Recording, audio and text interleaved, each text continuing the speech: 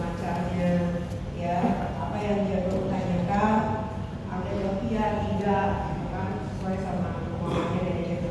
Dan saya mau tegas di sini ya, mohon maaf sekali lagi.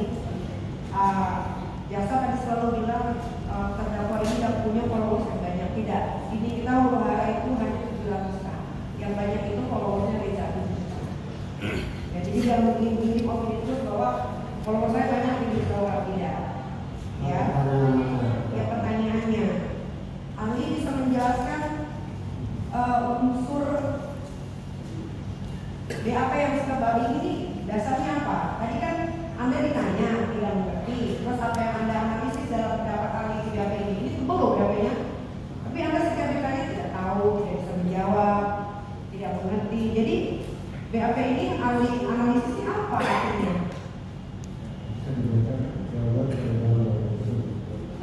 Ini saya bertanya. Sebentar, biar jelas BAP kasih apa. BAP-nya ahli yang mulia. BAP atas nama saudara ya. Itu memang seperti itu jawabannya saudara. Silakan dilanjutkan.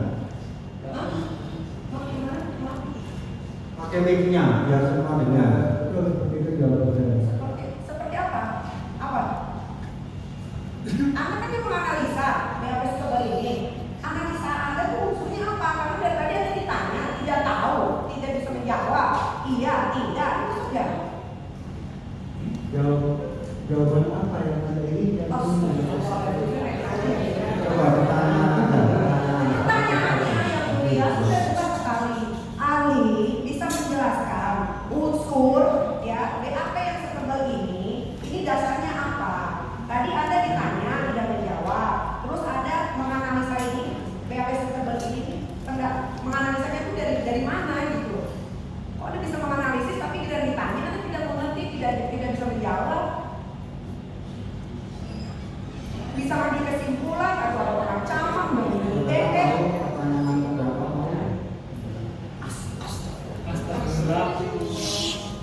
coba menunjuknya. Jadi BAP ini analisa siapa ahli? Saya ini udah ditanya 7 bulan.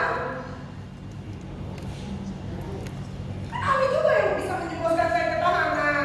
Coba pertanyaan lagi. Masih ada pertanyaan? Anda itu paham gak sih sama pasal 27B ayat 2 Undang-Undang ITE? Anda paham? Bisa Anda jelaskan? Akademiknya. Paham? Jadi paham. Jadi yang saya itu sudah BAP yang dipertanyakan kepada saya apakah yang sekebal itu sudah memenuhi unsur-unsur yang ada pada pasal 27B ayat 2. Dan saya katakan bahwa saya jawab memenuhi. Anda jawab memenuhi, tapi dari tadi Anda dijawab sama yang saya tidak tahu, tidak mengerti. Pertanyaan saja, pertanyaan. Dilanjutkan. Baik, yang mulia terima kasih. Ali, apa saja unsur pasal yang harus terpenuhi dalam pasal 27B ayat 2 Undang-Undang ITE? Mohon dijelaskan. Tadi dari sebelum itu sudah saya. Karena saya tidak dengar ahli suaranya kecil sekali. Saya tidak dengar. Ini apakah saya harus mengatakan kembali? Ya kalau saudara merasa sudah menjawab nggak perlu dijawab kan begitu. Kan sudah menjawab, sudah saya ingatkan sejak awal kan.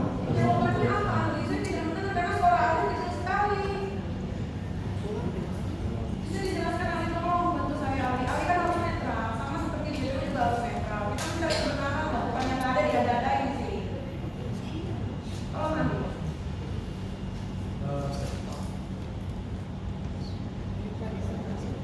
Jadi ini ya, ahli itu nggak salah ya. Sejak awal sudah majelis ingatkan. Dijawab yang ditanya saja. Kalau kurang jelas minta diulang, kan begitu ya. Kalau tidak ditanya nggak usah dijawab, itu artinya nggak penting ya. Dijawab tentang keahlian saudara saja, kan sudah jelas ya. Makanya tegas. Dijawab kalau memang itu keahlian saudara, nggak usah dijawab kalau itu di luar keahlian saudara meskipun saudara tahu kan begitu.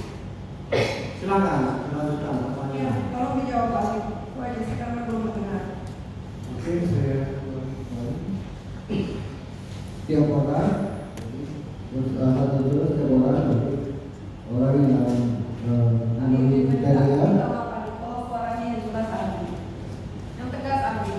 dengan sengaja dan berhak, jadi di luar wewenang mendistribusikan dan atau mentransmisikan, jadi tadi membuat suatu informasi elektronik dan atau dokumen elektronik menjadi terdistribusi atau tertransmisikan. Dan kalau terdistribusi definisinya adalah membagikan ke beberapa pihak, mentransmisikan mengirimkan ke pihak lain, satu pihak yang lain. Kemudian bentuknya itu dalam informasi elektronik dan atau dokumen elektronik dengan maksud untuk menguntungkan diri sendiri atau orang lain, jadi mendapatkan keuntungan secara melawan hukum. Kemudian yang ini atau dengan ancaman pencemaran atau dengan ancaman akan membuka rahasia,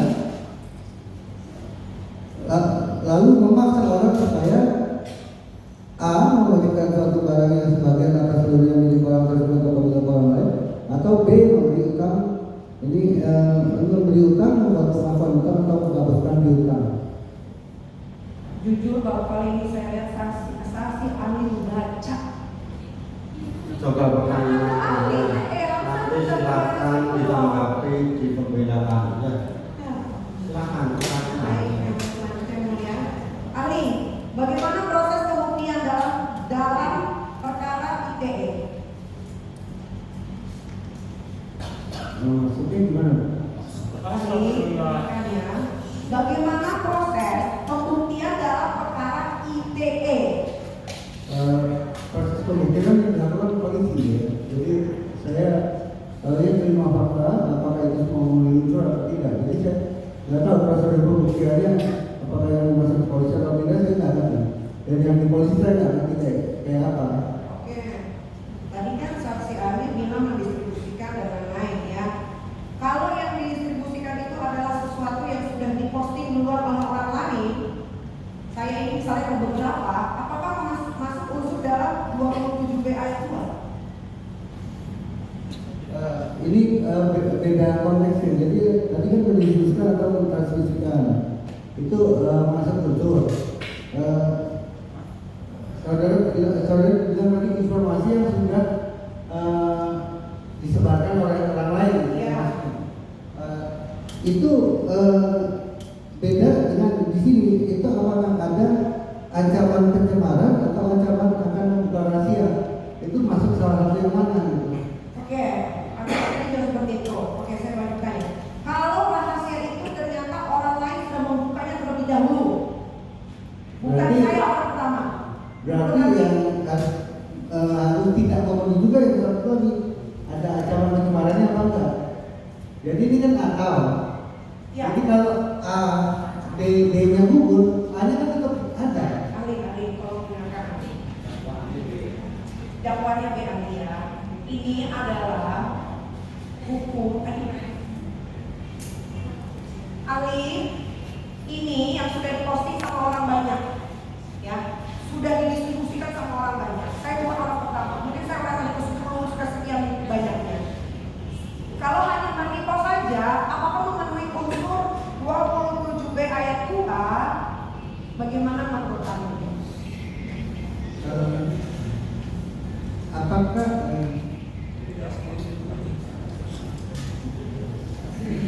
jadi yang untuk memenuhi apa saya katakan kembali, saya bingung juga sebenarnya dengan pertanyaannya, tapi saya tanyakan kembali, kalau ada informasi tersebut terlepas itu dari dibuka atau sebelumnya, tapi itu ditajukan untuk tujuan memaksa orang memberikan suatu barang dengan ancaman pencemaran, itu tetap memenuhi unsur pasal 27 ayat 2. Ahli, ini yang dibicarakan ini yang kasusnya Reza Gladys ya, ahli ya. Reza Gladys ini sudah ada video permintaan maaf bahwa dia menjual skincare overclaim. Saya punya videonya, ya. Tapi dia mengakui skincare dia overclaim dan sudah dirilis sama BPOM bahwa skincare dia tidak ada izin BPOM. Ya. Menurut ahli, karena ini bukan rahasia, karena yang memposting terlebih dahulu itu bukan saya,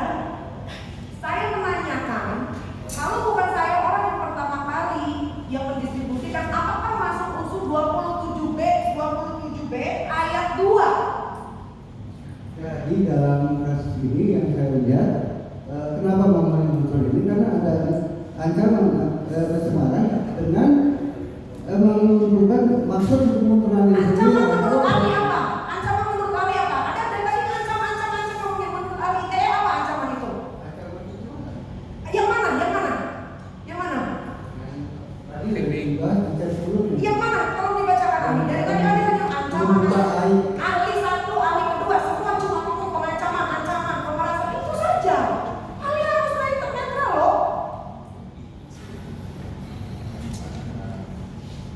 Coba tunjukkan yang mana menurut ahli masuk unsur ITE 27 ayat 2. Tadi sudah dijelaskan oleh yang ahli bahasa saya.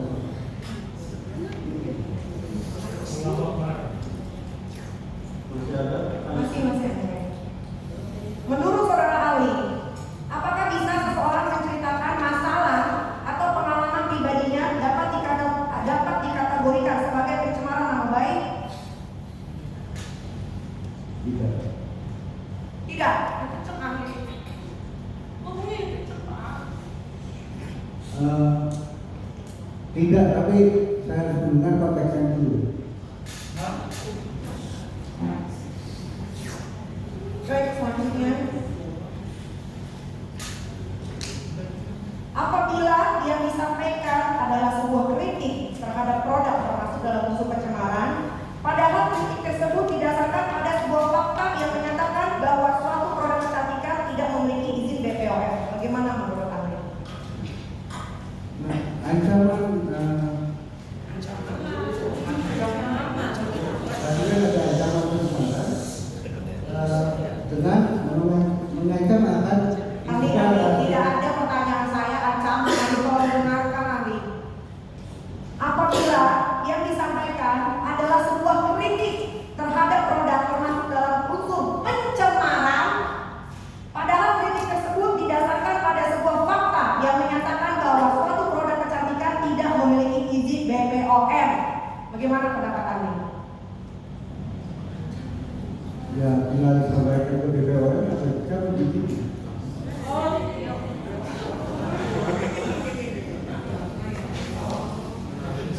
Masih ada pertanyaan?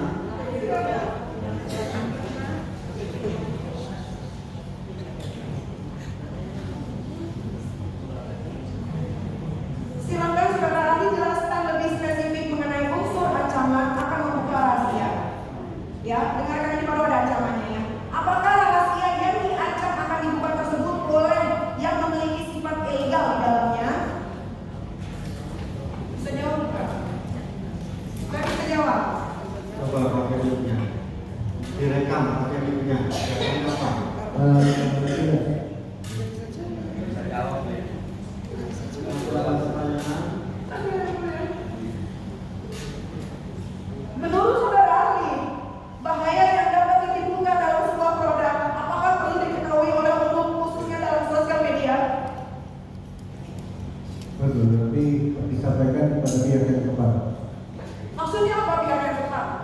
Misalnya seseorang melakukan kejahatan dalam diri kita, ya kita melaporkan ke polisi, ya pihak yang berwenang siapa? Tapi kan polisi harus ada laporan dulu nih. Dia tidak akan mau bergerak kalau tidak ada laporan. Begitu juga dengan BPOM. Dan ini masalahnya produk kecantikan yang tidak ada izin BPOM-nya dan produk berbahaya. Ini fakta. Tinggal dilaporkan ke BPOM, pasti kita akan mendalami.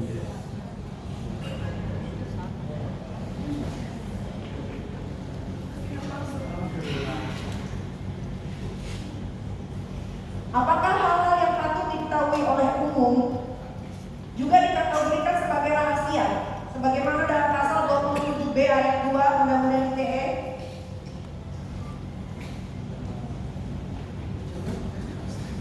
Saya ya betul karena tidak paham.